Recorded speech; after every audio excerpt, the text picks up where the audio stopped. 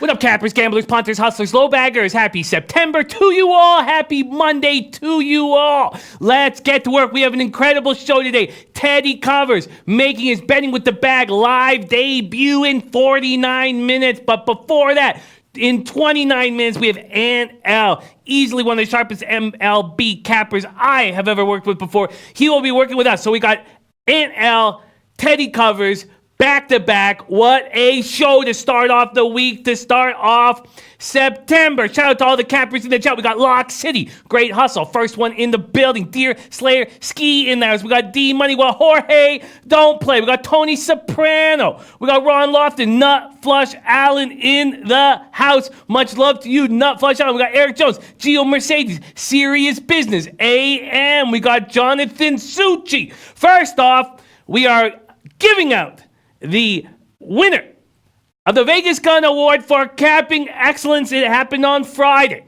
And the man is in our chat right now. None other than Jorge Don't Play. Jorge Don't Play came into our chat on Friday. Jorge Don't Play gave us a 6-team parlay in tennis.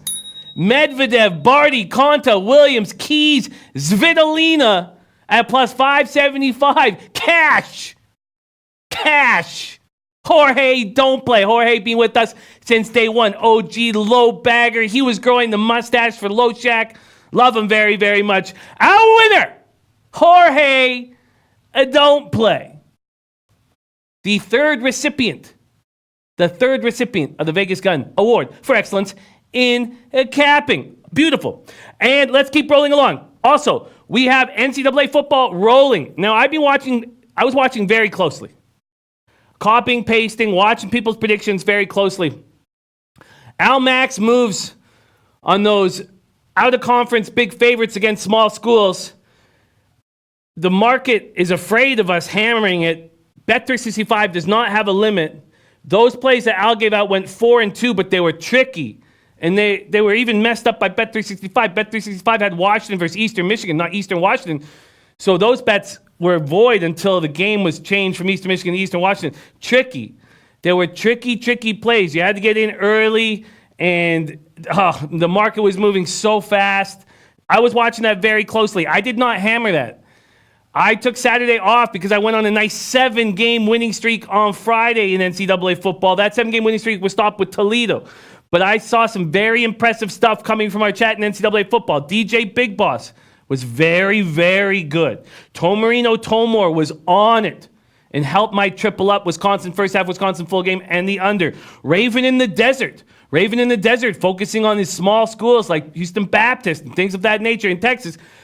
Very, very strong work there. Raven in the Desert needs to be listening. Mississippi Kid leading us in the right direction throughout his NCAA capping. Mr. Johnson went 8-3 on NCAA Saturday. Could we please, there's Tony Soprano. I'd love to see you, Tony Soprano. Can you pop up my NCAA record? I started 2-3, then got on a little winning streak. I actually started 0-3 and then won 7 straight. My loss was Toledo.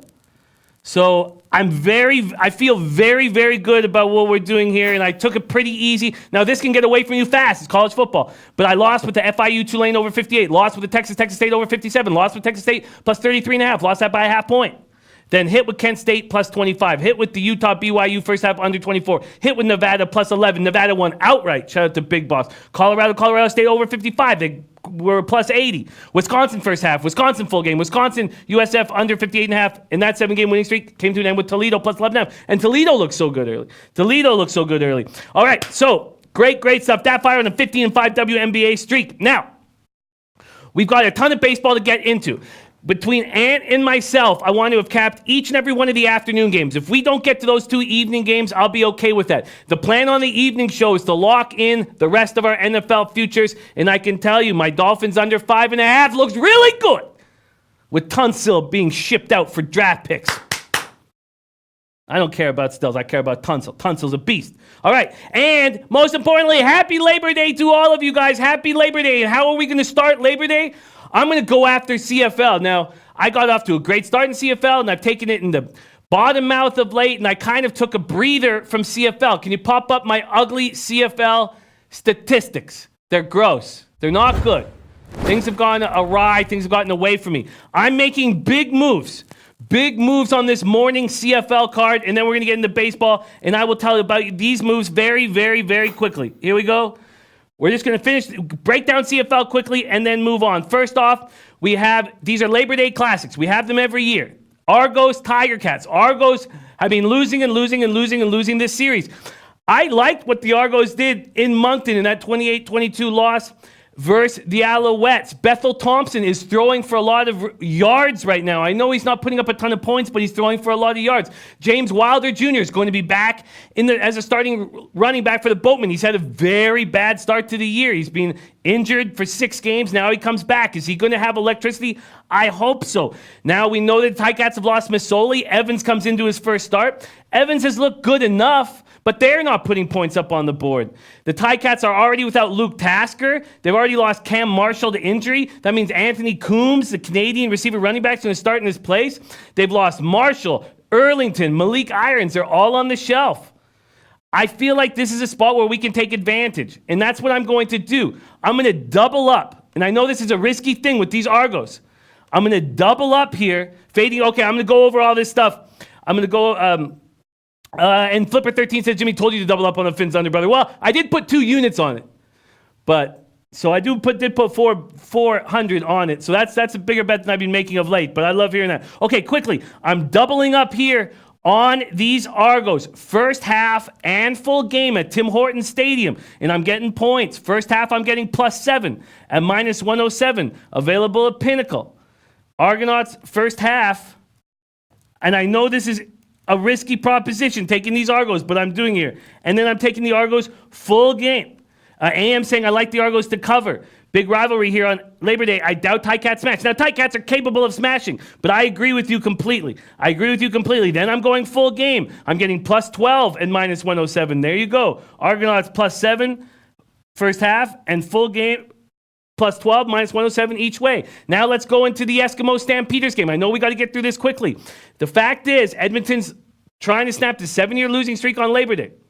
But the big story in this game is Bo Levi Mitchell returns. How good is he going to be at the start?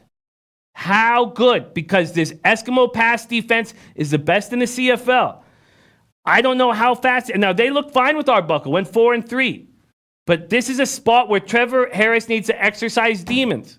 Will he by the end of the game? I don't know. But I can trust him enough early here. Edmonton is 6-0 when coming off a loss since October 2018. I expect this team to be rolling. They're getting Matt O'Donnell back, an all-star offensive lineman. He missed 7 games with injury. He's going to give Harris more time. So I'm going to double up here too. But I'm going to double up early. I'm going to double up first quarter, first half on the Edmonton Eskimos. First quarter, first half on the Edmonton Eskimos. Here we go. So first quarter, I'm getting +0.5 at +100. So I'm doing that right now. Edmonton Eskimos, first quarter, +0.5 at +100. And then first half here, I'm getting +1.5 at -110. First half +1.5 at -110. All right, I'm going after it. There you go. There is CFL. Let's get to work. Paco Healy saying Cal Quantrill and the Padres are pure value at +128. Let's get into this MLB card as fast as we can because we're being joined in 20 minutes. D from Detroit says, always bet Twins, Tigers over. Last night over, I won all of them. Great job, D from Detroit. Let's go back to MLB. You know, it's funny within capping. If you're one of those guys who sits there and thinks, you know, the cup is half full. I did go 5-4 because I didn't bet the A's Yankees over 11 because it went up to 11.5 on my book. I didn't bet it, but I put it in here. I had a losing day. I went 5-5. I lost about 0.2 units on Friday. But in my head, I thought I was taking care of business. This is what happened. Oakland, New York Yankees over 11, minus 115 loss. Phillies -1. That was 1-1 in that NOLA start till late. Lost 11-5. Felt terrible for the underbetters. Minnesota, Detroit over 10.5 at plus 100. Cashed easily. But then White Sox first 5 plus a half plus 125 lost. Mariners first 5 plus 103 lost. Colby Allard's pitching very well right now. Then Pirates team total over 6.5 minus 125. That was a breakdown with Donnie Rightside. Dodgers minus 119 lost. But then I hit 3 in a row. Red Sox team total over 5.5. They won that game 7-6 in extra innings. And Giants first 5 minus 124. And Giants minus 1 at plus 115. Rafa, can we put up the MLB record, please? All right. And Rami said, Jimmy, what's up? Don't remember. I told you, bro. Hey, listen, I know things are tight. Oh, beautiful. Gate Pass Key in the house. I love it. Says, like Edmonton too, but Argo's going to get shellacked. We shall see. We shall see. Anthony Elsing, all the CFL talk is losing viewers. Jimmy, 5 people left. That will happen. That will happen. Let's get to the MLB right now. I don't care. I don't care. This is about capping all the games that are on today's card, and that's the only time we're going to talk about it because they're afternoon Labor Day classics. Let's move on to Rangers at Yankees. We're going to be dealing with rain right now. I know those of you in New York looking at the rain. Michelle Rudolph says, Jimmy's Disney Florida need winners to pay for the trip. Well, let's get after it right now. Let's get after it right now. Paco Ely says, time to move Jimmy to Vegas to work in the studio side by side with Teddy. Oh, man, I can't wait to have Teddy on the show. I can't wait to have Ant L on the show. He's going to be joining us in 18 minutes. Let's get to work. Rangers, Yankees. Let's look at opening lineups. Now, we're dealing with rain. Those of you in New York, can you tell us how bad the rain is? Are we going to be dealing with it immediately? For the Rangers, Chu, Andrews, Calhoun, Mazzara, Santana, Odor, Guzman, DeShields. And then Trevino catching. Trevino, the battery of Mike Minor. For the Yankees and Tanaka, LeMahieu, Judge, Torres, Sanchez, Ford, Voigt, Tauchman, Frazier, and Tyler Wade. 81 Fahrenheit, 12 miles per hour, sideways out to left. Mike Minor just went back-to-back against the Angels, and he looked fine, but he was getting touched late. The Rangers are afraid to bring in their bullpen. Rangers hitting 247, 749 OPS versus righties. Yankees 274, 844 OPS versus lefties. The Yanks just continue to roll. Tanaka will start on 5 days rest. We know he likes that extra day of rest. He looked very good against Seattle on Tuesday. 1-3 with a 7.15 ERA and 6 career starts against Texas, but I don't know if that's going to be the case here. Fershad Dasami says Yankees first 5 under. I will take that first 5 under. I agree with that first 5 under. Scotty Wap says just started raining. The rain is what bothers me. The rain is what scares me here. There's Ralph Portwando in the house. Raymond says Syndergaard bounces back. Eric Jones also on the Yankees under 9.5. I would take this under right now if it wasn't raining. Kevin Pine says no rain yet. Later in the afternoon, there will be thunderstorms, most likely be postponed. I don't want to mess with the under if we're going to be dealing with rain, if it's going to get the pitchers out of their routine. I'm not going to make a move here. Let's look at what the market move has been in the full game here at sportsbookreview.com. Also 24 hours. 24 hours until the $50,000 Pick 6 contest starts. $50,000 free to enter, and we have 24 hours before it pops off. Here is the link quickly. Here is the link in the chat. Here we go. Copied and pasted right there. Book it. Take a look at it. The rain scares me enough to not want to make a move on this game. That's how much it scares me. Let's take a look at what we're dealing with here. Yankees and Tanaka open up at minus 200. There's been a 4-cent move towards them. And the total opened at 10, now at 9.5. Look, the rain is enough to make me uncomfortable. There's DJ Big Boss in the house. DJ Big Boss getting me off. Nevada wins outright. DJ Big Boss getting us out. Colorado State over, cashed easily. All right, let's keep rolling. So I'm off of this game because of rain.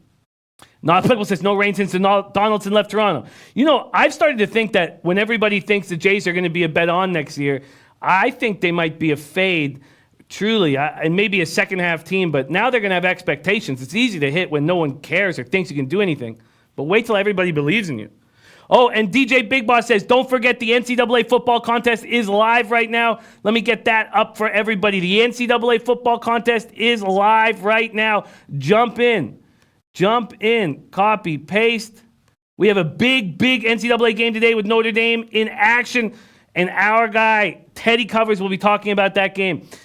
Here we go. Mets Nationals, 82 Fahrenheit, partly cloudy, 8 miles per hour out to straight away center. Let's see what we're dealing with here. Odds and market moves. Syndergaard and the Mets opened up at minus 123 and now at minus 105. A lot of money coming in on the Nationals and John Ross. John Ross and the Nationals opened up at plus 113. Now they are at minus 105 as well. Let's look at the market move with the over. The over is getting bet. It opened under 9.5 at minus 120. Wow. Quite a sizable move to the over. We have a 19-cent move to the over 9.5. Over 9.5. And Jim Rummy saying, Jimmy, I told you. I lost, 0.20 units. It's not like I'm sitting here down 6 or 7 units. I had a very profitable Friday. But I hear you, Jim Rummy. I understand, my man. Thank you for your help. But don't sit there and say I told you like I was a big loser. I didn't bet the A's-Yankees game, so I cashed in baseball and destroyed college football on Friday. So all is good. All is good, Jim Rummy. But I agree. We'll be more careful here now that the lines are so sharp early September, late in the season. All right, Mets are hitting 257.48 OPS versus righties. Nationals are hitting 257.782 OPS versus righties. Joe Ross, 5.36 ERA, 1.65 WHIP, but as soon as they stretched him out, he started looking very dangerous. Washington's won 4 straight. Best record in the major since May 24th. Anthony Rendon and Juan Soto are rolling. Mikey, really? You haven't got that yet? I thought that was all taken care of. Okay, yeah, that's supposed to be all taken care of. We have all your information. Sorry, I thought that was, I will look into that, Mikey. Sorry. Yes, we will have your Game Pass 100% by this week. We will send you the cash in a PayPal account. I believe that's how we're doing it. But I will get that figured out for you. Lamont Williams in the house saying, you drinking out of both cups, man. You know, I'm Jimmy 2 cups, man. But no liquor. It's very early in the morning, Monday morning. Not starting with the sauce. All right, we're going to be joined by Ant L in 13 minutes. Let's start moving faster. Rendon, 337. Soto just smashing the ball. 31 homers, 95 RBIs. They have Zimmerman back. They have Doolittle back. Pete Alonso for the Mets is rolling right now. Wilson Ramos on a 25-game hit streak. Is Syndergaard going to bounce back? 1-1 with a 3.33 ERA and 4 starts against Washington this year. He got crushed by the Cubs last start. This will be Ross's first start against the Mets this year. 4 relief appearances. He's been touched by them, but he's just been better. He's been better, but he only lasts 4 1/3. Last out August 24th. And in fact, I'm a little uncomfortable with how long Ross has been off the bump. He hasn't pitched since August 24th. I think that's too long. I think that's too long, man. I think that this is a problem for them. Let's see, is Cano back in the lineup? Let's see what we're dealing with the Mets. We have McNeil, Alonso, Conforto, Davis, Nemo back in the lineup. Rosario, Panic, Rivera. For the Nationals, Turner, Eaton, Rendon, Soto, Cabrera, Adams, Robles, Gomes. Do we trust Syndergaard? Not applicable, come on. Jewish sex learner in the house. What a treat it is to have Jewish sex learner back in action. That Fire TV says Mets money line. This market move towards the Nationals is very concerning. But I just feel like it's been too long. You take Ross out. Remember, the 31 days in August. He hasn't pitched since August 24th. How does that not make you susceptible early? I feel like the Mets should take care of business. I feel like Syndergaard should have a good start, but he just got touched so badly. I'm going to lean Mets first 5 here. John Garcia says Mets running out of gas. I agree with that. Rod Zawacki grabbed Cole over at 9.5 Ks today. Corey Simmons says take the over and win money, says Corey Simmons. I'm going to copy and paste that right now. Corey Simmons was also extremely helpful for us on that triple up with Wisconsin. Thank you very, very much, Corey Simmons. Your takes being right there, right at the USF Stadium was very, very, very helpful, Corey Simmons. Shout out to you, my friend. All right, I've got to lean towards the Mets first 5. Mally Mouse says Mets trash, man. I just think that you're asking too much of Joe Ross. You're asking too much to expect that he's going to be out since the 24th and be able to pitch just like he's on a regular rotation. I feel uncomfortable there. Let's move on to Orioles-Rays. Wojciechowski versus Yarbrough. Yarbrough had looked dominant and still looked fine in that last start versus the Astros. 3 earned runs in 6 innings. He just wasn't dominant. Wasn't dominant. Farshid Asami said, don't trust in that. It's bullpen over full game. Not applicable. Says Mets risky. I've not. Neil Money says, I think Syndergaard confidence is a little shaky. Corey Simmons says, I'll be here all season. I love that, Corey. Our guy, Corey Simmons. Jewish Sex Lawyer says, have you guys talked about the Notre Dame game? We will have Teddy Covers live here in 30 minutes, and he will start by breaking down that Notre Dame game. He's got a lot of college football to talk about. Tony Soprano says, don't overthink the line is swaying you away. Rob Porwana says, Mets stay away. Are we going to make a move on Wojciechowski versus Yarbrough and how good Yarbrough has been pitching of late? Let's go to the market moves. There's Viper and B in the house on this Labor Day Monday. Let's see what we're dealing with in this Orioles game. Tampa Bay opens at minus 300. There's been a 38-cent move towards Wojciechowski and the Baltimore Orioles. Let's look at the total here. The total opens up at 8.5. It's now at 9.5. BetOnline still hanging 8.5. Same with Intertop, still hanging an 8.5. DJ Big Boss says, that's my spot, Notre Dame. Boss, I'd love to hear what you're on in the Notre Dame game. Love to see if we can pop you on this late show, Big Boss. That would be wonderful if that's possible. There's Sergio Rodriguez ready to go. DJ Big Boss says the play in the Notre Dame game got to be over 55. Wow. Okay. Going to copy and paste that from DJ Big Boss. Christopher Comte says minus 300 G's for these Rays. Minus 300 G's. The Rays need wins badly, especially with the Indians slipping right now after getting swept by them. That was an impressive series that the Rays. Rico Rockstar says no value on Rays. I agree with that. And is this a letdown spot for the Rays? I mean, that was a big series against the Indians. Now they have the Baltimore Orioles coming to town. It's a Monday. I know it's Labor Day, but how many fans are going to be there? Orioles hitting 258, 737 OPS versus lefties. Rays hitting 254, 765 OPS versus righties. Rays have won 4 straight. Yarbrough's looked very good and very good against the Orioles this year. 1.98 ERA against the Orioles this year. Coming off that Astros start, Wojciechowski, 4.91 ERA in his appearances this year. Paco Lily says, who won the Vegas Award today? It's Jorge. Don't play. And his plus 565 tennis parlay that he dropped on the Friday show. 575 parlay that cashed very easily. Shout out to Jorge. Don't play. The third recipient after Guillermo Zertucci, Gas Station Sushi, and now Jorge. Don't play. All right, I'm not making a move on this spot here with the Orioles, Rays. Let's talk Twins, Tigers. I mean, I don't know exactly how to make money off the Orioles Rays spot here. I just feel like it's a letdown spot. A letdown spot there. Maybe a first 5 under. There's Danny Almendarez ready to get to work. I don't know. Maybe a first 5 under. Maybe. I'll just leave that as a lean right now. I'll lean to the first 5 under. Okay, let's move on to the Twins Tigers. Odorizzi versus Zimmerman. I know that the overs have been hitting in this series all year. 9 straight? But still, I like the way Zimmerman's looked since coming off the IL. Let's see what we're dealing with. Full game, money lines, and totals here at sportsbookreview.com, the SBR odds page. Odorizzi and the Twins open up minus 205. They're now minus 194. An 11-cent move towards the Detroit Tigers. This total's opened up at 10. Is this a letdown spot? Now remember, Odorizzi has been very good off the extra day's rest. He's been weak on regular rest, and he's dealing with regular rest right now. There's Jorge, don't play. There's DJ Big Boss, Jace Gum. Farsha Asami says, my strong lean Yankees first 5, under 5, and full game over 9.5. And Jonathan Ducci saying, Jorge killing tennis. And we know you are too, Jonathan. We have a great group here cashing in tennis. Gate Pass Key says, mini minus 1.5. Twins are hitting 267, 826 OPS versus righties. Tigers do nothing against righties. But do you trust Odorizzi? Got a victory in his last start against the White Sox. 2 runs on 5 hits, 6 innings. Won 3 of his past 4 decisions. He has nice numbers against the Tigers. 3-0 with a 1.93 ERA and 4 career outings at Comerica. But Zimmerman's looked good since he's come back. Last start Wednesday, he held the Indians to 2 runs, 5 hits, 6 innings. Faced Minnesota 10 times in his career, and he has terrible numbers against them. Prince of the City just checked out of my room. Did I miss anything or just baseball? We're just baseball and CFL so far. We are going to be joined by Aunt L in 6 minutes, and then we're going to be joined by none other than Teddy Covers. Teddy Covers making his Betting with the Bag debut. I'm very, very, very excited about having Teddy Covers with us. All right. Christopher Comentini says Twins are nothing. You know what? I don't hate on the Tigers' first 5. I don't hate on it. Tigers' first 5. Odorizzi on regular rest has looked bad. Is it a letdown spot? I mean, they're going for the sweep.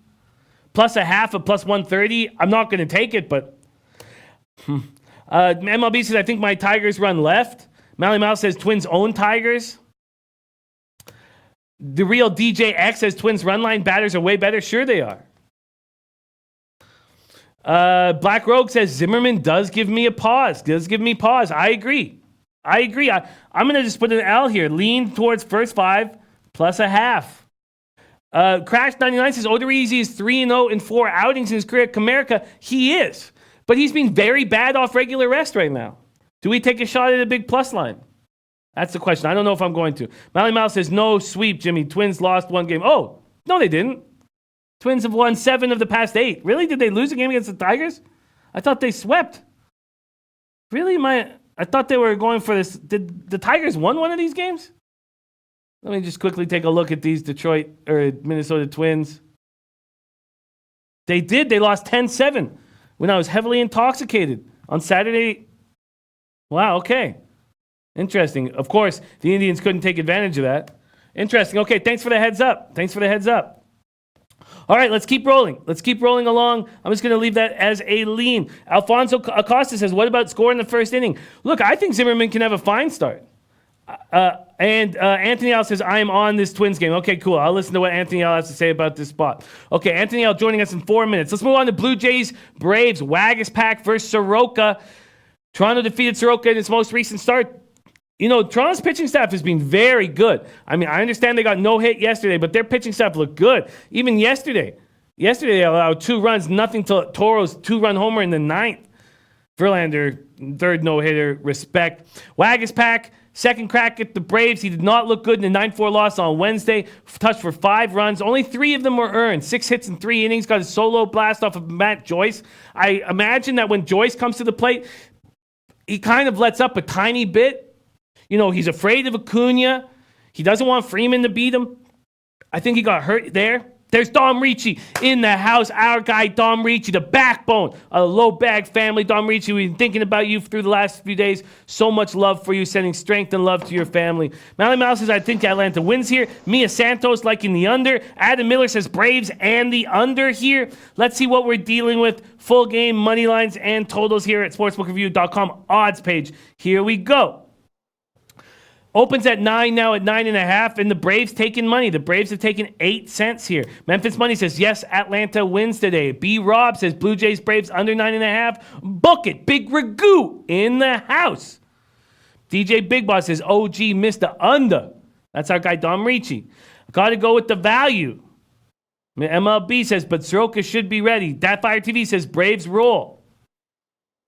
Man, how are you going to... The favorites are just too big at this point. They're just too big. You know what? We have Ant L. He looks like he's about ready to go. Why wait till 9:30 to bring him on? Let's not leave an all-star on the bench. We've only got through a few games here. And I've made no official plays yet. We've gone through Rangers, Yankees. We've gone through Mets, Nationals. We've gone through Orioles, Rays, we've gone through Twins, Tigers, and we've touched on Blue Jays, Braves. So it's not too bad. Now with Ant L with us, I want to get through every single afternoon game. And if he's got a night game, that's all good. But we have 22 minutes to get through these games before we're joined by Teddy Covers.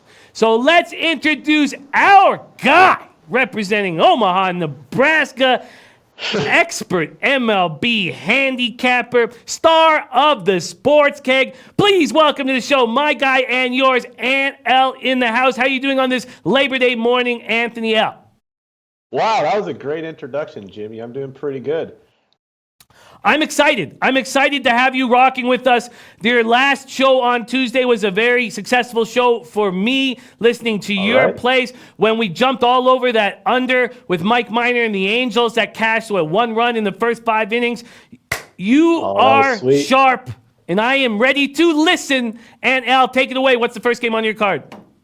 Well, can I just say for one thing before I get started? All I've seen on Twitter is everybody talk about the bad beat in the Oregon game, the bad beat in the Northwestern game. But can we all have a round of applause for those of us who had Auburn -4? Okay, I don't want to hear any more Oregon bettors crying. How about those of us who had Auburn -4? Clap for us. That was beautiful. Thank you. Nice job. Nice job with Auburn. That was another play that was being talked about a lot in the chat. Gotten off to a great start in college football. I think we have a great squad put together in college football. I've been very, very, very impressed with everything that the chat's been delivering. What are you thinking? Do you have a move on this Notre Dame game? I lean Louisville with the points, but there's been a move on Louisville, so I'm just going to stay off of it. I think you could have gotten like plus 20 earlier, and now it's like plus 18, so I'm just going to let it go. It is plus 18 right now, yes. And I'm looking forward to hear both big bosses break down as well as Teddy covers. But let's take it over, man. Let's take it over, Ann. All right. How bad is the rain in the Yankees game? Because I got to play on that. I was looking at the rain when you told me there's rain. It looks like it's going to dissipate by 5 o'clock, and it's only going to be light rain. So I'm just going to get into my play on this game. So I'm looking at the numbers between Tanaka and Minor. We all know that Minor's been having a really good year. He's got a 3.25 ERA, but his xFIP and his Sierra are a little bit higher than that, about 3.95 FIP, 4.38 Sierra. And on the other end, you got Tanaka, 4.47 ERA, 4.32 FIP, 4.50 Sierra. So Tanaka's advanced numbers are what they are when it comes to his ERA. So Tanaka's been very average this year, and his advanced statistics say that. Their whips are identical. So when I'm looking at these starting pitchers, when you look at the advanced numbers and their whips, you're basically getting the same guy. You're basically getting an average starting pitcher with a ERA somewhere around the fours, but Minor's been a bit better. And then I'm looking at their bullpens over the last 30 days. Now, I've told you before, I really like to look at bullpens and lineups over the last 30 days because that's a more accurate reflection of how they've been performing lately. Because you have guys on the IL, you have guys getting sent down, DFA'd, et cetera, throughout the course of the year. So I just kind of want to know what's going on with the current group of guys. That's why I do last 30 days with these two things. The Rangers bullpen has been much better than the Yankees bullpen, and I didn't believe it until I looked it up. But they're almost a full run better on ERA and bullpen FIP than the Yankees. So when I'm looking at these numbers, if you want to just go with pitching alone, the Rangers should actually be technically a favorite now, but that's when the lineups come in. The lineup for the Yankees is obviously significantly better by leaps and bounds than the Rangers lineup. It's not even close. So what I'm looking at here is, I mean, the lineup's so much better. It's actually kind of ridiculous. So I actually made this number at the Yankees minus 150 because the lineup is that much better. But the Yankees are approaching minus 200 here. So I actually did a hold your nose and bet it play on the Rangers at plus 175. I think there's about 25 cents of line value there. There's actually been some movement on the Yankees, so I think you could even get a little bit better number than that right now. But yeah, I mean, if Minor can keep the Yankees lineup down a bit and the bullpen can hold serve at this big plus number, there's some value there with the Rangers.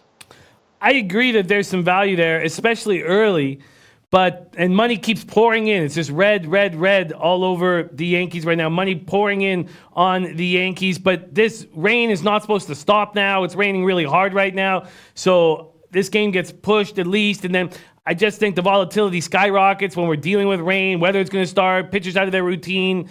So I just want to move on at this point. I'm not sure. This game certainly doesn't look like it's going to start, but they've even closed the roof and expecting rain throughout the night at U.S. Open. So, I agree with the value on the Rangers, but I'd rather keep moving on because we don't have enough time, and I want to touch on all the afternoon games. All right. So let's keep rolling. Astros-Brewers game. I'm looking at this one. You got Cole, the best starting pitcher in baseball. All of his numbers are absurd. The guy is striking out 38% of batters, Garrett Cole here. It's absolutely insane what he's doing this year. All of his advanced numbers are in line with that insanely low ERA. He's got a 2.85 ERA in the year of the long ball in an American League ballpark. It's freaking absurd. Garrett Cole is far and away the best pitcher in baseball. On the other side, you got the Brewers who, I mean, Hauser has been bad, but he's average. And I don't want the best pitcher in baseball versus an average pitcher. And then you look at the lineup discrepancy between these two teams. The Astros are in the top three in every statistical category all season long when it comes to their lineups. And the Brewers have been very average. They got Yelich, they got Moustakas, but outside of that, what do they really have? They have no lineup depth. I absolutely love the Astros here, even though it's a huge line. Minus 175 is a pretty big money line, but it is a massive discount over what we've been having to get with Garrett Cole. I actually went ahead and laid the first 5 run line, minus 125 on the Astros here, and I doubled up and I sacked up and I just bet the minus 175. Wow, I get it. I absolutely get it. Let's talk about, sorry, let me go to my notes here. I can understand. There's been a market move at Bet Online. There's been a market move at Bet Online. Bet Online opened at minus 190, but Pinnacle did not. So there's been an 18-cent move at Bet Online, but for Pinnacle, it's just been a 3-cent move, a very small move. So I don't need to get too scared off of that line move. But Hauser left his last start due to a sore left hip. I mean, I know he's been much better, but that's a red flag to me. And Cole's rolling right now. Just a 3.55 ERA, 12 career starts against Milwaukee, but he's 11-0, 2.06 ERA over his past 6 starts. And you just heard Ant say he's the best pitcher in baseball. You know, in that last 16 starts, he struck out 152 batters in 104 2/3. You know, I get it. And that hip injury is a red flag for me. Let's see what I would get on this first half with the Astros minus a half. There's no minus 125s anymore, but there is a minus 128. There is a minus 128. Corey Simmons giving Astros run line is the play of the day. Adam Miller says definitely Astros money line with the under. Mally Mouse says Astros going to destroy them. Viper MB on the Cole K prop over. Farshad Asami says Brewers can't hit Astros money line and the under. And there's Donnie Rightside in the house. Little stopping by. Our guy Donnie Rightside in the house. Loved tailing some of those team total overs on Friday. The Pirates team total over was too easy.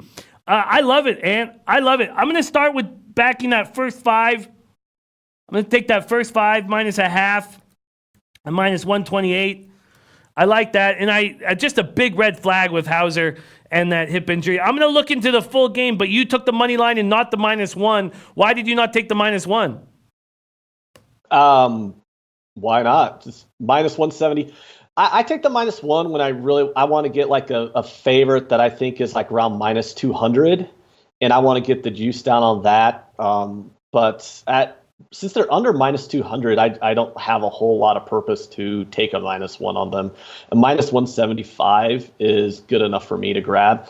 I mean, the line is short 60 cents on them. I have this number in the minus 240 range. And so minus 175, there's really no reason for me to try to lower it even more. I'm not interested in pushing. I think the Astros win, so I'm just going to lay it. Sounds good. Great breakdown. What's next on your card? Next, I have the Nationals-Mets game. And again, there's supposed to be rain. I'm not sure how much. But I bet this last night. I took the Nationals team total over 4.5 at even money. I know there's been a move on the over in this game, so you might not be able to get over 4.5 at even money for the Nationals right now. So that would be unfortunate. But the Nationals are in every offensive category I love to look at. They're either first or second over the last month in baseball. A WRC plus second in baseball. WOBA first. Slugging second. On base percentage first. WAR second. I mean, their offense is just humming along right now. And Noah Syndergaard's been average all season, and he just got his shit pushed in by the Cubs. That was actually his words, not mine. He in the interview said, I got my shit pushed in. So I'm not sure where he's going to be at after such a massively disgusting outing like that. And then the Mets bullpen, I mean, it's actually been better over the last month, but it's still the Mets bullpen. It still can be shaky here. And I just really think the Nationals lineup is humming on all cylinders. So provided this game doesn't get any rain, and you can still get a very low juice on this team total, I like the Nationals team total over 4.5. I got it at even money. I would bet it up to minus 110. It's at minus 115 right now at Heritage. Minus 115 right now at Heritage. Interesting look. So you don't think that this is a bounce back spot for Syndergaard? I don't believe in bounce back spots in baseball. I get it. Yeah, why? I get it. He probably has a sore arm or something that's hiding it. I mean, baseball players do that all the time. I mean, how long did it take them to throw Blake Snell on the freaking IL at the beginning of this year? No, I hear you. There it is. Nationals team total over 4.5. Ralph Borwano on the Dodgers, Twins, Indians, Astros run line parlay, $25 to win $408. That's from our guy, Ralph Porwando. Okay, I hear that national team total over 4.5 is Ant's spot here. Yeah, and there's been a market move towards the Nationals. I don't know what to do, how to handle Syndergaard after that terrible start last out. But you got to think that's live, even if Syndergaard allows 1 run through 6 with the way the Mets bullpen can play. Okay, what's next on your card, Ant? Diamondbacks Padres. This is a very interesting game to me. I didn't get the line when it came out, so I had this pegged last night as soon as I saw it. I had this circled, and I'm like, okay, I'm going to investigate this and figure out what's going on. And what's going on is these bookmakers don't know what the fuck they're doing. That's what's going on. How the hell are the Diamondbacks this big of a favorite right now? Who's going to lay this freaking number with the Diamondbacks? Mike Leake has been an absolute disaster since he got traded to the D-backs. Complete and total disaster. Quantrill has been very good with the Padres all season long. He's got really nice stuff. I like how he pitches. He's been a great rookie for them. And his all of his advanced numbers kind of line up with the ZRA. So it's not like you're going, oh, gee, where's the regression coming here? It's like, no, he's been pretty good. The bullpen, there's an advantage in the Padres for their bullpen. Now, neither offense is that good. Especially against righties. You look up their numbers against their lefty-righty splits. Both offenses are below league average against righties.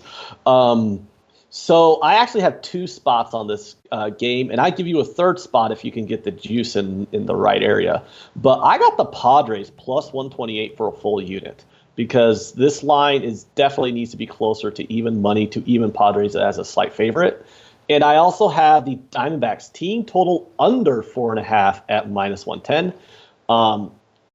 I think that's a very good number to get them on an under 4.5. Also, if you can get the under at right around minus 110, I like the under. I think it was 9.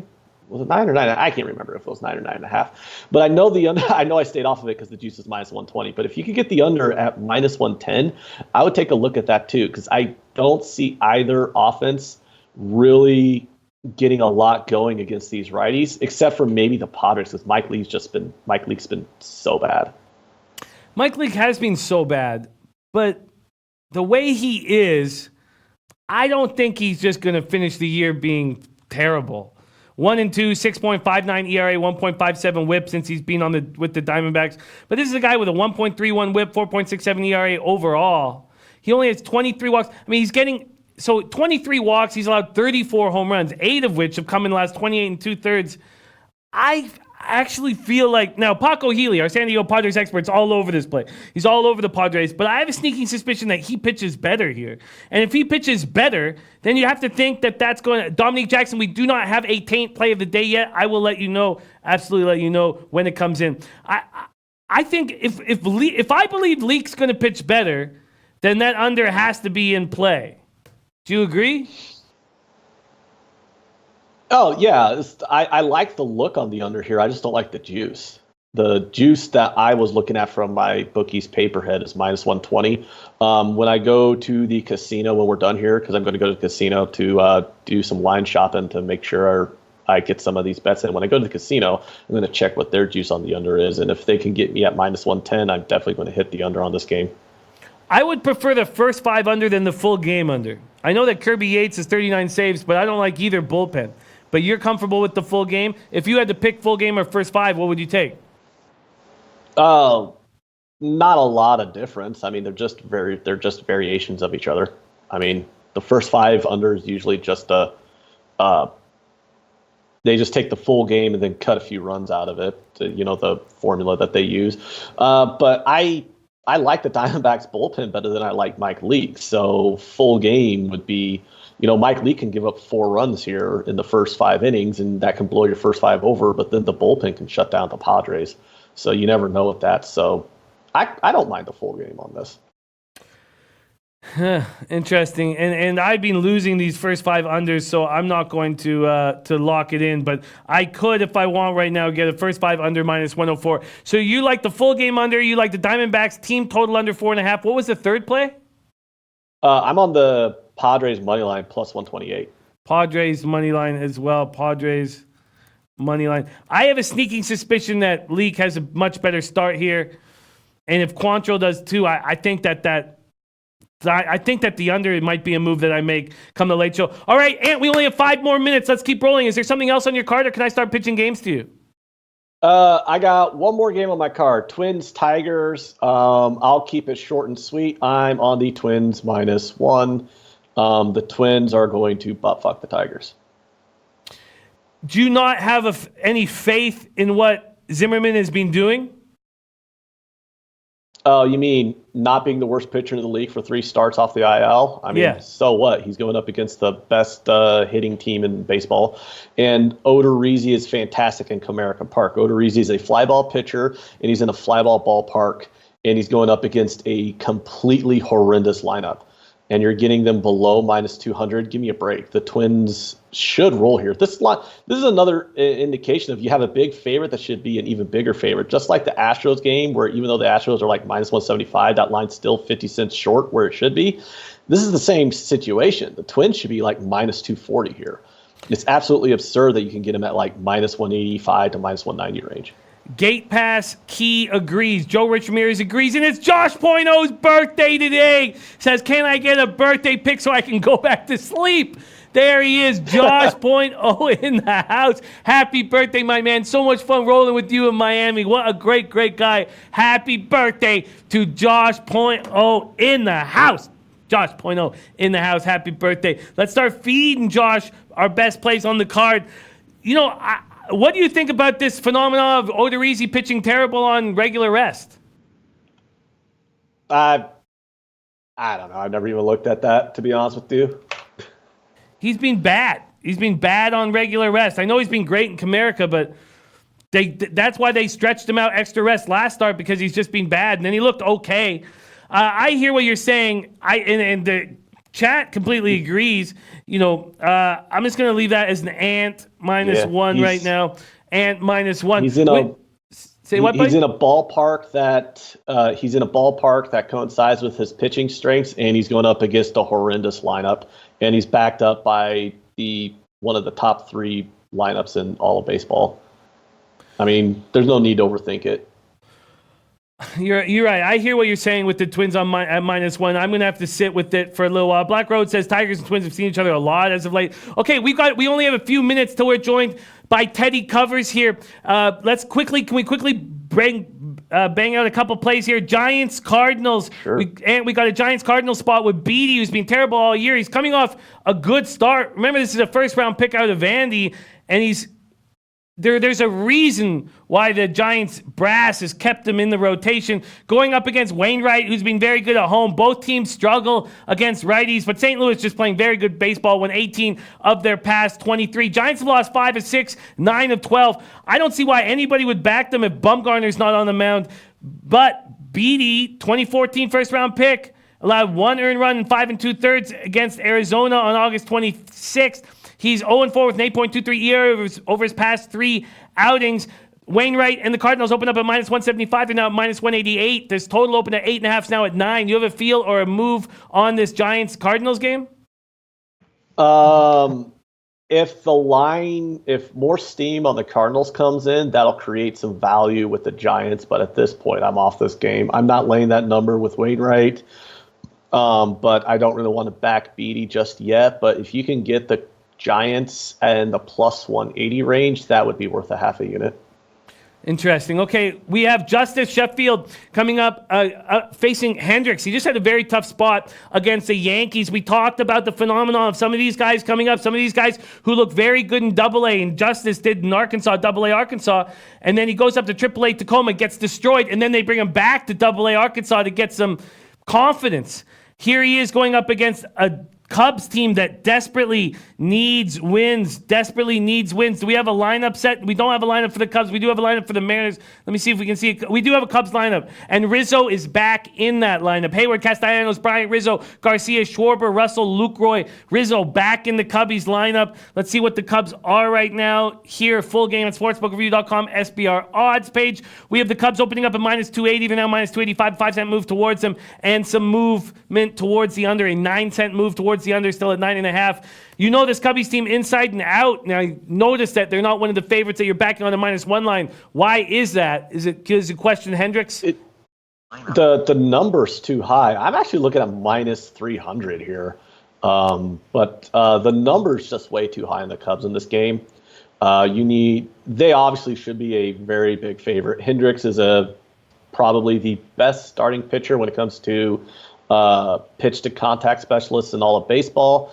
And I don't really know what to get out of the Sheffield guy, but I do kind of have a play I like on this game, and it's strictly because of the juice you're getting on the number. I like the Mariners team total over 3.5 at +115. They are loading. They are stacking lefties in this lineup. You still got some guys who can match the ball. They lost a lot of their best hitters, to trades this season, but they still have some decent pieces in that lineup.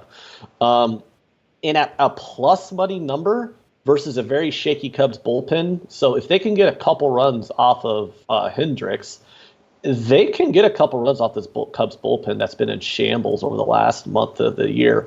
So if you can get +110 to +120 range on an over 3.5, that's a pretty good look for a half unit play. That's a very interesting total. Yeah, very interesting look. It's +105 at Heritage right now. At that point, we will have taken care of every single afternoon game on the card, except for the DeSclafani Drew Smyly start.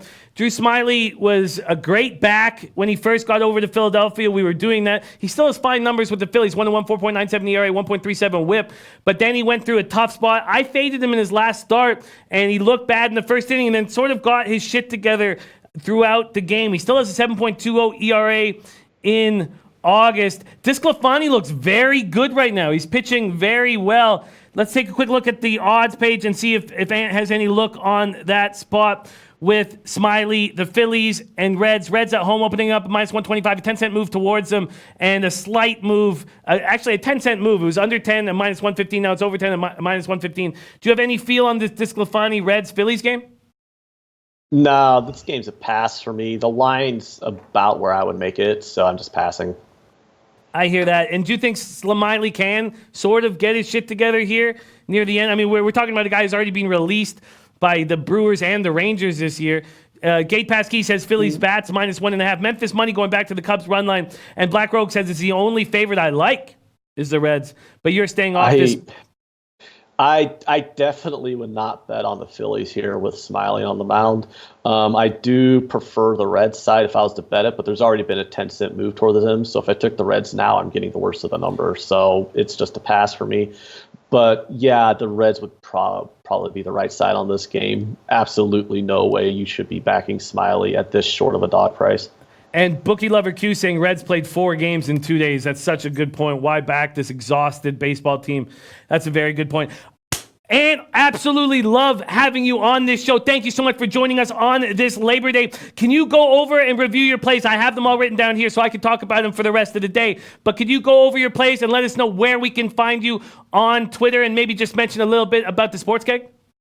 All right. So I'm on the Astros money line and the Astros first 5 run line. I am on the Twins -1. I am on the Rangers money line, but that game might get rained out. I'm on the Nationals team total over 4.5. I am on the Padres +128. I'm on the Diamondbacks team total under 4.5. And I got a half unit on the Mariners team total over, and I got it at +110. I love it. Ant L, where can we find you on Twitter? AntL_SportsKeg, and join me and Twati Latte tonight after your evening show. We are going to do a Between the Seams show, a baseball betting show. That'll lead right into the Sports Keg live betting show. Oh, absolutely love it. And thank you so much for joining us. Enjoy your holiday Monday and just have a great day. I hope you are cashing this afternoon. Be well, my man. Have a good one. There he is, Ant L, star of the Sports Keg. And we go right from Ant L to welcome, making his Betting with the Bag debut, one of the best in the business. I am so excited about having him on our show every single morning. And here he is on Labor Day Monday for the low baggers in the chat and the SBR viewing audience at home. Please welcome to the show, Teddy Covers. Teddy, how you doing on this Monday morning? Now, Jimmy, I'll tell you what. I've been introduced to a lot of shows over the years. I don't know if I've ever been introduced to a show with more enthusiasm than you just gave me, brother. Thank you. I appreciate your excitement. I'm excited too, and let's see what we can break down for these guys. Oh, man, we are all so excited about having you as part of Betting with the Bag, man. Pumped. Teddy, I know that we're going to talk about this big Notre Dame game. Everybody in the chat wants to hear your angle, but do you have any afternoon baseball action? So I made one bet in MLB today. I laid the price with the Indians on the run line. I think I laid minus 125 with Cleveland minus 1.5 over the White Sox. My strategy at this time of the year in baseball is very, very simple. My focus on a daily basis is on football. So I'm looking to keep things relatively simple in MLB. What do I want? I want teams to fade. I've been fading the Rockies. I'm tempted to fade the Rockies again today. The White Sox right there on that list. They've lost 6 in a row. They've looked absolutely lifeless of late. And when you find a bottom feeder to fade, I'm just fading them on the run line or fading them depending on what the price is. But I'll fade them either on the run line or in straight up fashion every day. Detweiler came out of the bullpen 2 days ago, or was it 3 days ago? Now back in a starting role. I don't know that he goes more than 3 or 4 innings today against Cleveland. And Cleveland coming off a sweep at the hands of Tampa Bay. I think they come home with a little bit of juice tonight. So I thought the price was right. Again, minus $1.25 with the Indians on the run line. That's one that made a ton of sense to me.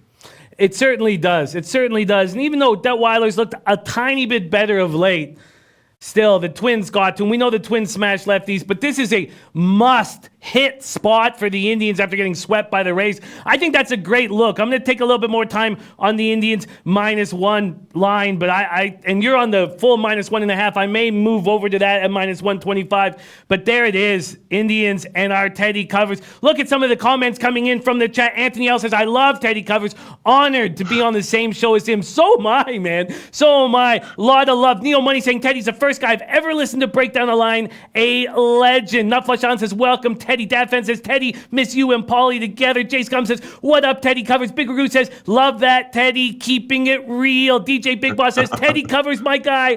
Love this connection. Teddy Covers, we have a huge football game. Notre Dame and Louisville. Man, now, for me, as you know, I'm an enormous horse racing fan.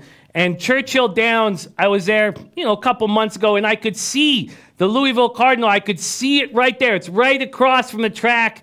And man, it's going to be rocking tonight. This Notre Dame team is angry. They got Ian Book coming back to an offense. I mean, we have a senior quarterback, 2,628 yards, 19 touchdowns last year, completed 68.2% of his throws, 154 passing rating, 5th best in program history. Their defense lost Julian Love, but they have Okwara, second-team preseason All-American pass rusher, and now we have this Louisville team that's got to somehow bounce back from that horror show last year. 2-10. Satterfield came in after 2-8 start. Juwan Pass did not look good last year. 8 TDs, 12 picks. This defense was atrocious. 44.1 points allowed, 483.4 yards per game. A big game in Louisville tonight, Teddy. Take it away. What is your angle on this spot? First, I got to say thank you so much to the guys in the chat. DJ Big Boss, what's up, buddy? Haven't seen you since Vegas last year. I really appreciate all the comments, guys. Thank you.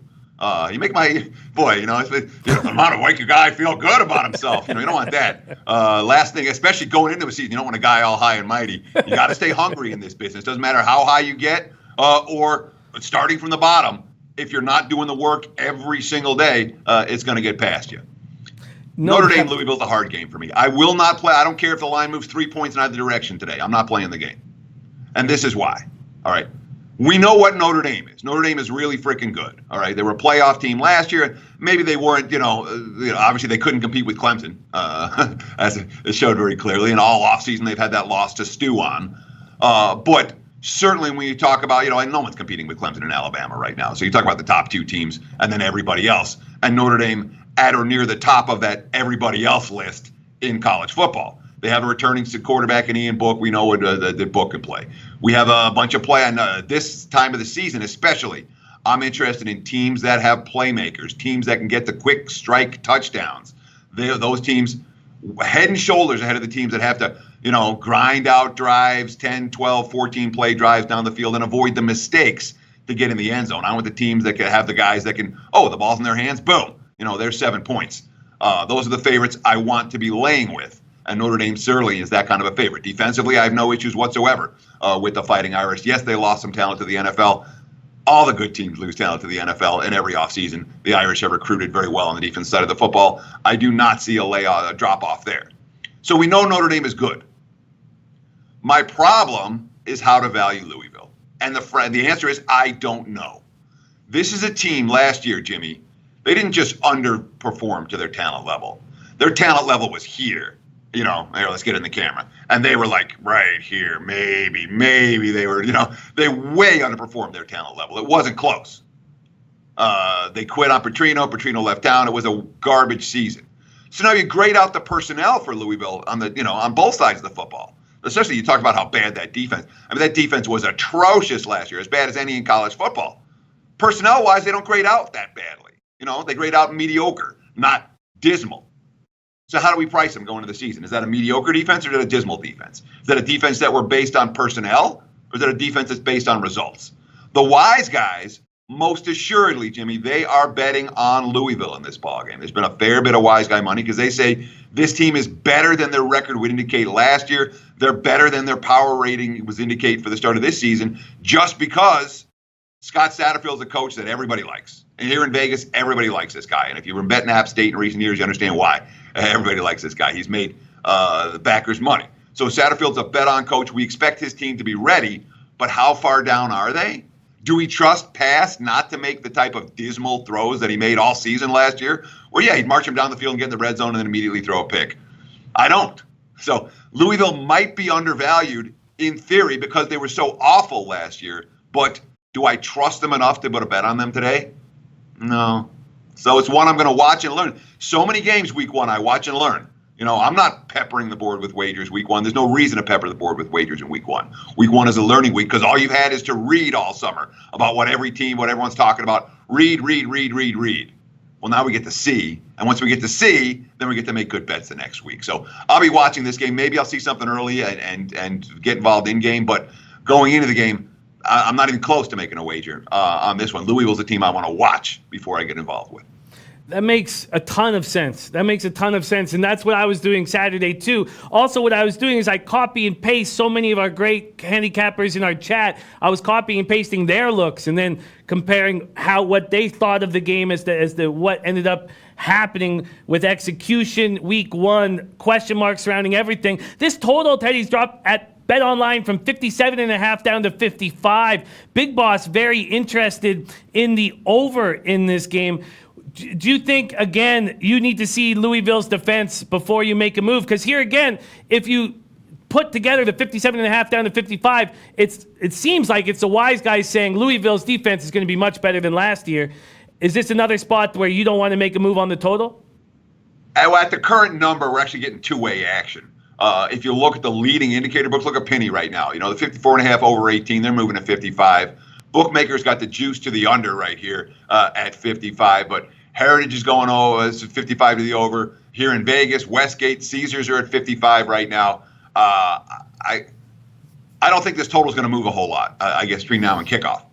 When it comes to betting it tonight, I don't know what I'm going to see. I don't know if Louisville's offense is going to be capable of scoring. I don't know if Louisville's defense is going to be capable of stopping. So given those two instances, it makes it really hard for me to get involved wager-wise. It's not a game where we're going to expect a super fast pace. It's not going to be all no huddle, and we're not going to see somebody run 108 plays like Boise did against Florida State the other game. So pace is not likely to be torrid pace in this game, but I have too many questions about Louisville. I don't know. I'm not confident. I can't look at you and say, yeah, this defense is going to be way better than it was last year. It should be, in theory, but maybe, it's not anything I'm confident saying, yeah, this defense, they're going to hold Notre Dame to 30. I don't know they are. I wouldn't bet that. Can Louisville score? Will that offense move the ball up and down? I don't have a good feel for that. So if I don't have a sense of what one of the two teams is going to look like and where they are in relation to their power rating, Is Louisville as good, better, worse, offensively, defensively? I don't have a good feel for that right now, Jimmy. So from a total standpoint, good luck, but it's not one that I'm going to bet. Makes sense. Ron Lofton saying Teddy spot on. Don't need to bet a game just to have action early in the college football season. And Paul Barnes saying best bet is no bet sometimes. But DJ Big Boss likes the team total over from his Irish. Very, very interesting. Big, giant game this evening. Teddy, what are the big games coming up this week in NCAA football that are on your radar? Oh, there's so many. But let me talk about that point for just a minute. About, I'm not going to bet.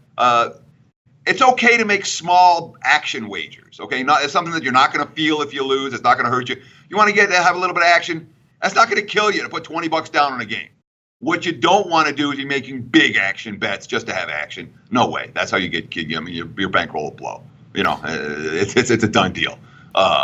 Big games this weekend, guys. Jimmy, I sent you a whole list of them last night, man. There's like 15 big games in college football this week. The two biggest ones, there's two top 25 matchups. Texas A&M and Clemson. Clemson opens in the 17.5 range. Now they're 18.5 in a lot of spots. That's the one. And then the other top 25 game is LSU Texas. LSU opens 4.5-point road chalk in that game.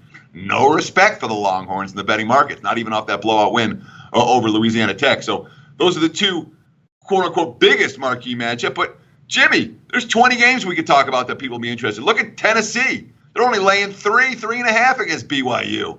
Market's not expecting a bounce back from the Vols. That's a funny line. I mean, my number was much higher than that. So I'm going to do some reading. I wouldn't be surprised at all if I get a wager down on Tennessee in the next 24 hours.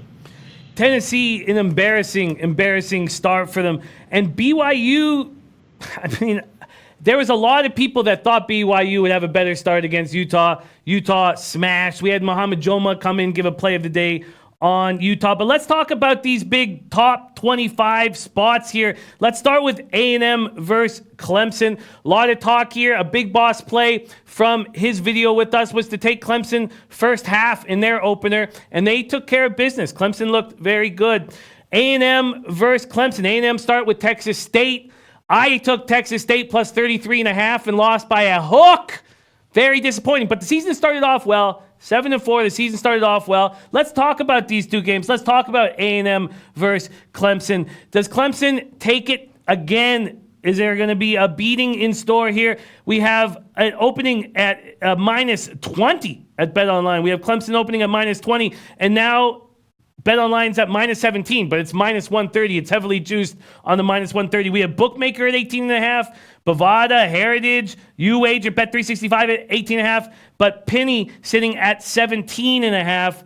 12th ranked Texas A&M versus number 1 ranked Clemson. What's your feel early in the week? Should I yell at you first? I feel like yelling at you right now. Sure. You can't lose that game. You cannot lose by a half a point. You have to have a 34. There were 34.5s out there. How do you lose that by a hook, Jimmy? That's no good. No, I need this. This is why we have you on the show, Teddy. This is exactly why. You can't lose that game by a hook, dude. No pro is going to lose that game by a hook. If you're serious about betting, you're going to push or win that game. It doesn't matter which side you have. You can't lose that game by a hook. You can't take the worst of the number like that. Boom, I can yell at you. And I hate yelling at you, Jimmy. I like you. No, it's okay. I need this.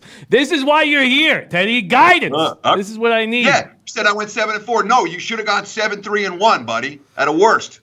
Can't lose that. And especially, I mean, God forbid, did you watch the last play of that game to lose? Yeah. Texas State was such the wrong side there anyway. They're not a good team. So, and let me make this very clear, because this is a good point to talk about with Clemson A&M. All right? There's two things I don't do in college football, basically ever.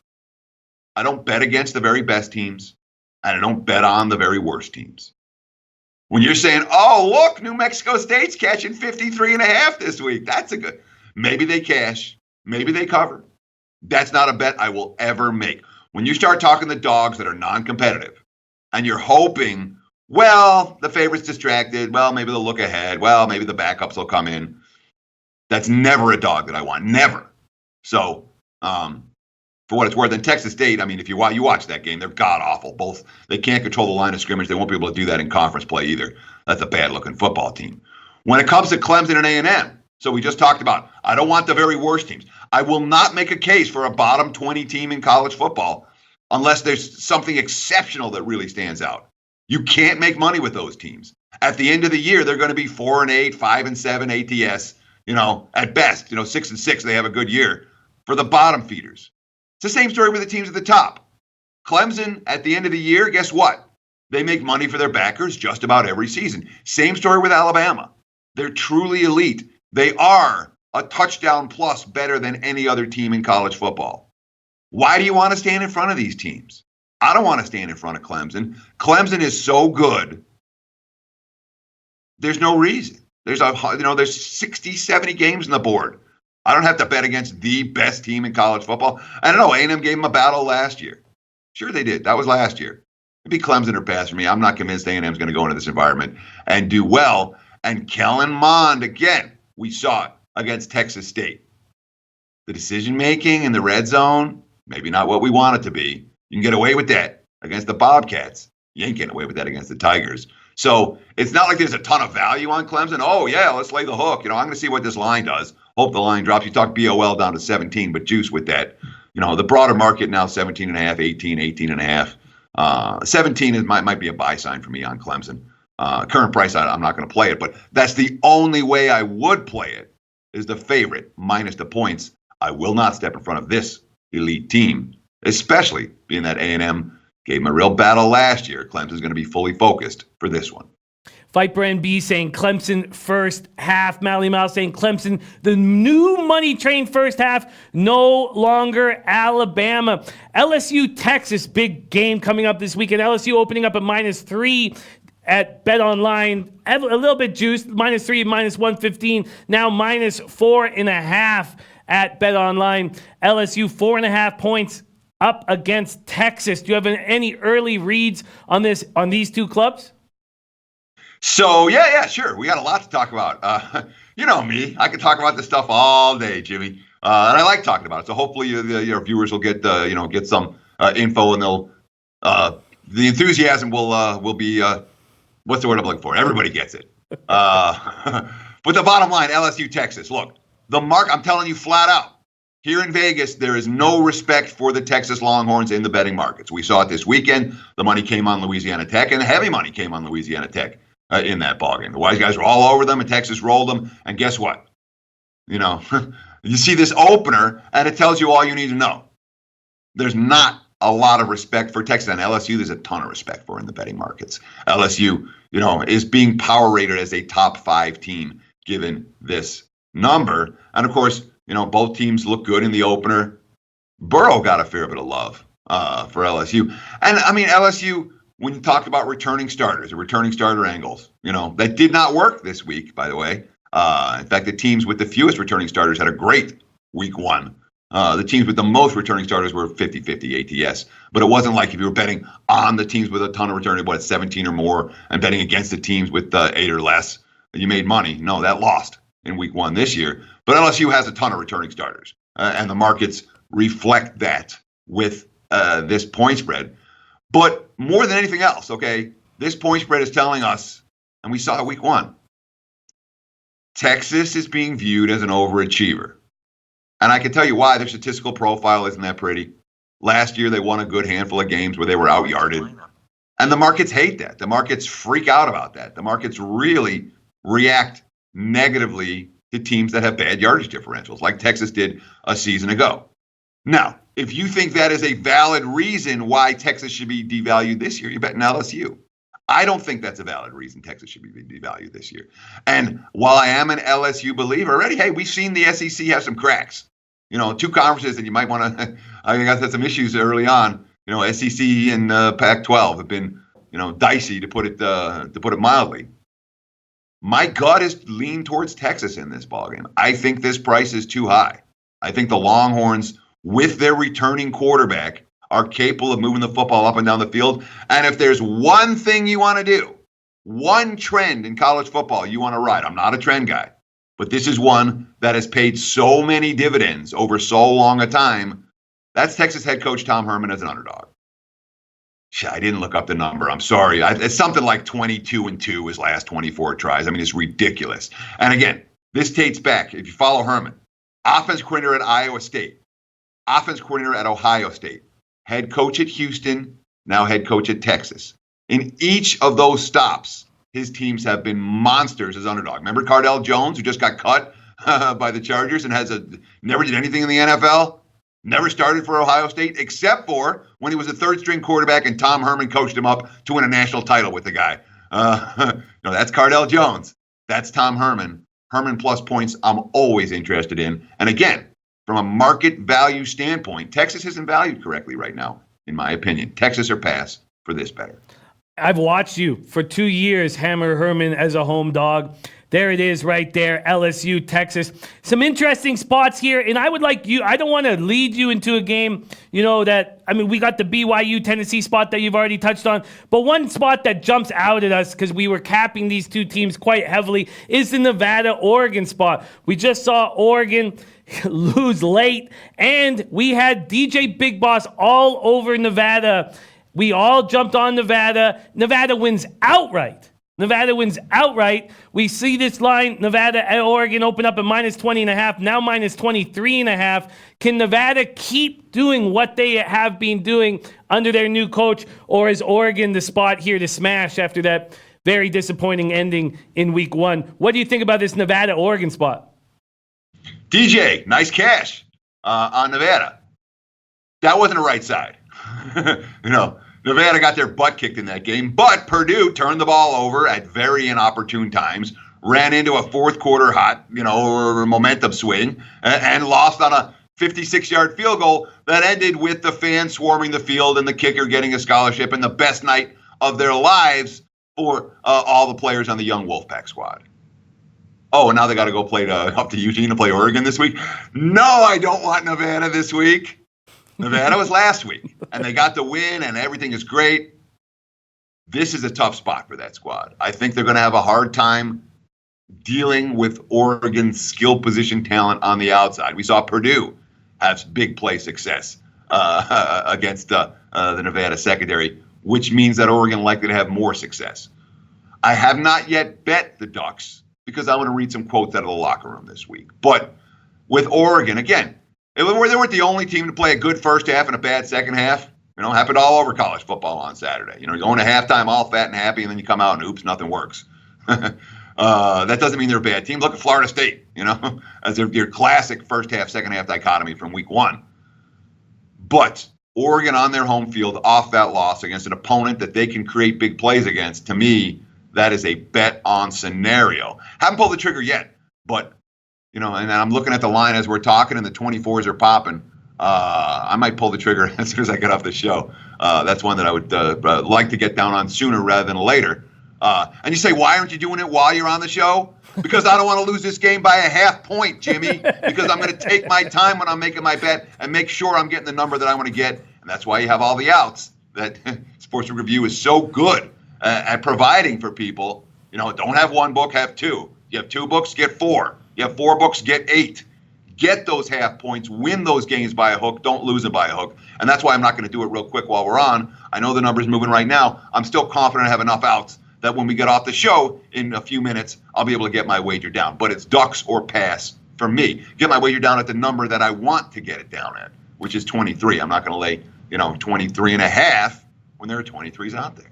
Oh, well put. Makes sense. Couple more games I want to talk about just before we shut her down here. The first one is Army, Michigan. Army did not look good against Rice. We had Mississippi Kid. We had a few cappers in our chat liking Rice in that spot. Completely getting me off of Army. Although I didn't back Rice, I got off of Army. Now Army playing Michigan. Man, you can't handle Rice. Now you have Michigan. Opens up at minus 24. At BetOnline now minus 22.5. Some people coming in to back Army.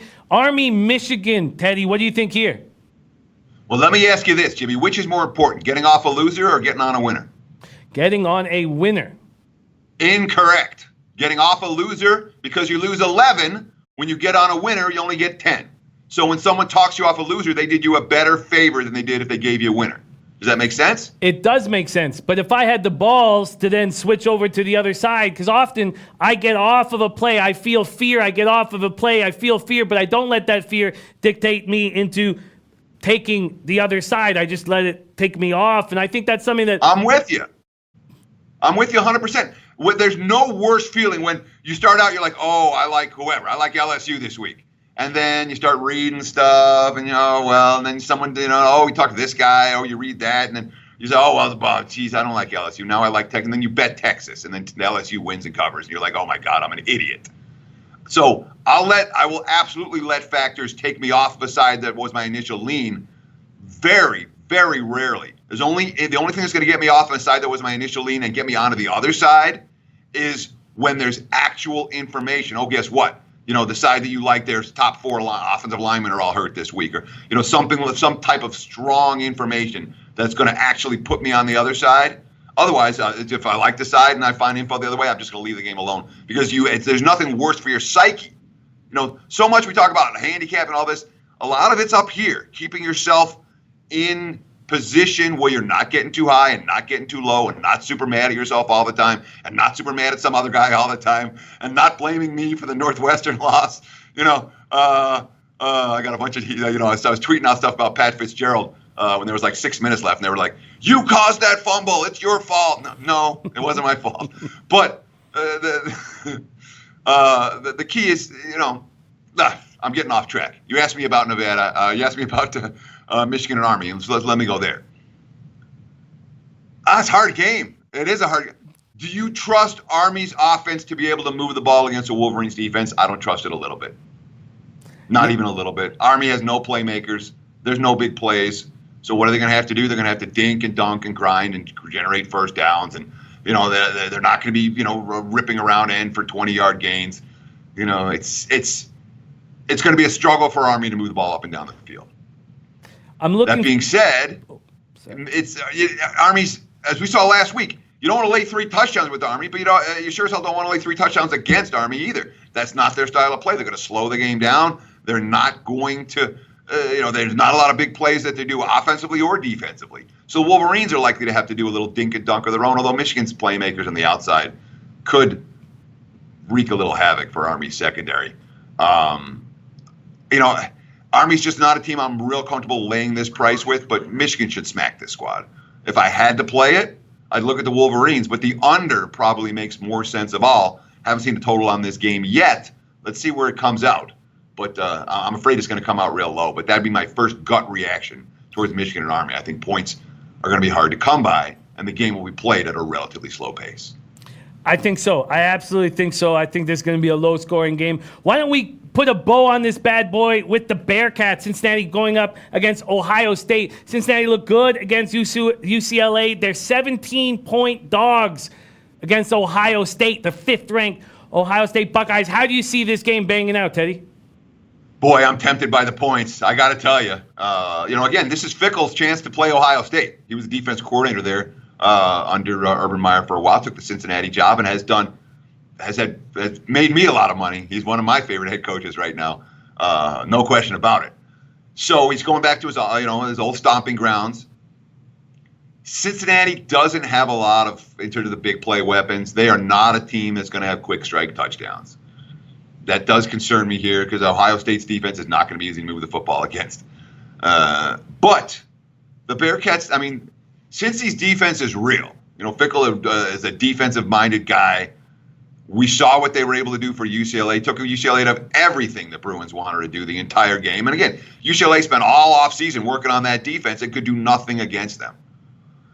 I don't know if that's going to happen against Ohio State, but I'm interested in Cincy plus. And if I'm interested, this is one game where side and total may well be related. Cincy's not going to cover if this game's a shootout. They're not scoring 30 in the at the Horseshoe.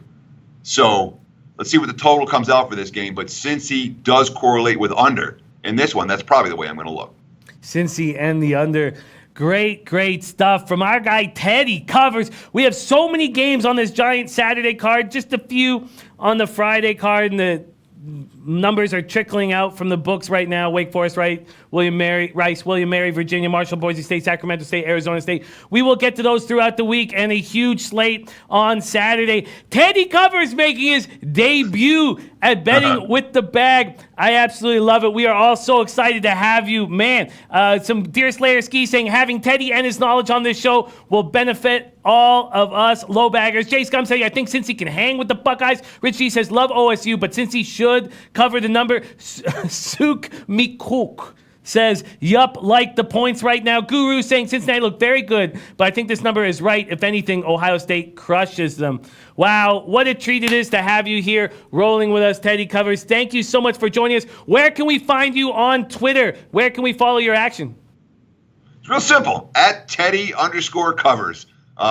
You see what I'm doing all day long, every day. I appreciate the time, Jimmy. I appreciate you having me on. I look forward to doing this every single day here this football season. It was a lot of fun. And tomorrow, I expect you to give me a lot more shit than you gave me today. Today, you were too easy on me, man. Give me some grief.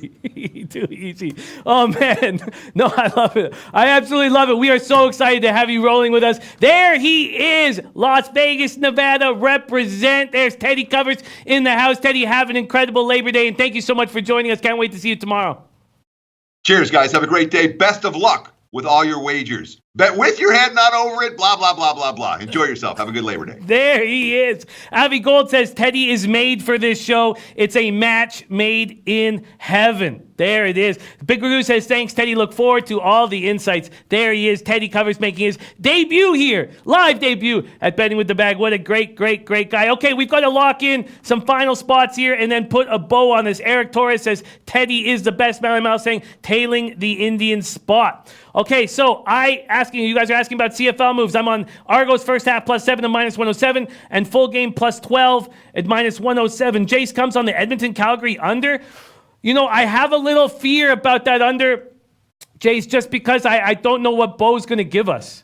I don't know what Bo Levi Mitchell's going to give us. So my best angle there is Eskimos first quarter +0.5 at +100, and Eskimos first half +1.5 at -110. That's it. Guru saying you need a longer show. They did give us extra time.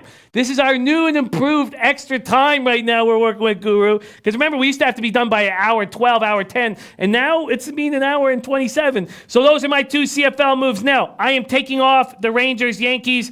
I do not want to be on a game with the volatility of a rainout. There's Maxwell Smart in the house joining us. Mets, I'm going to stay off of it. I kind of lean towards the Mets first five, but seeing Thor, is Thor going to bounce back? I don't know. So Nationals team total over 4.5 is Ants play. I'm just going to leave that as Ants play. Maxwell Smart on Calgary and Bo Levi Mitchell. I don't know, man. I don't know. You got Edmonton's best pass defense in the league against a quarterback who's going to be extremely pumped up in a sold-out Labor Day. I don't want it.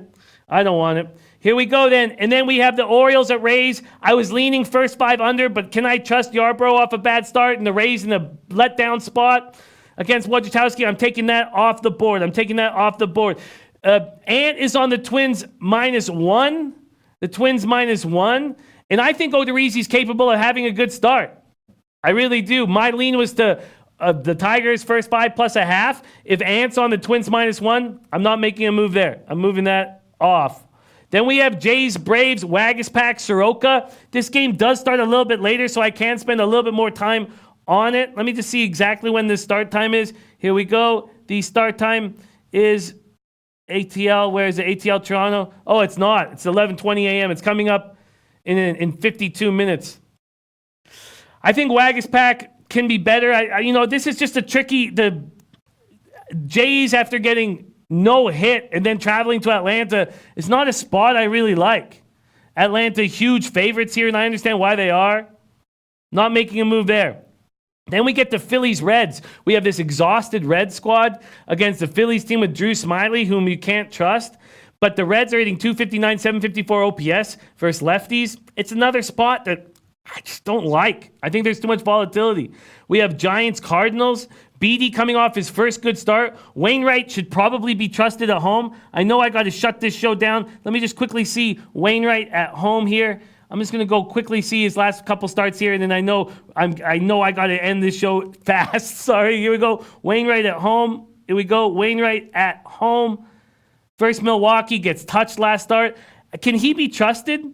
In fact, is the Giants and Beatty the spot here against the Cardinals team that's not hitting righties at all? 247, 729 OPS.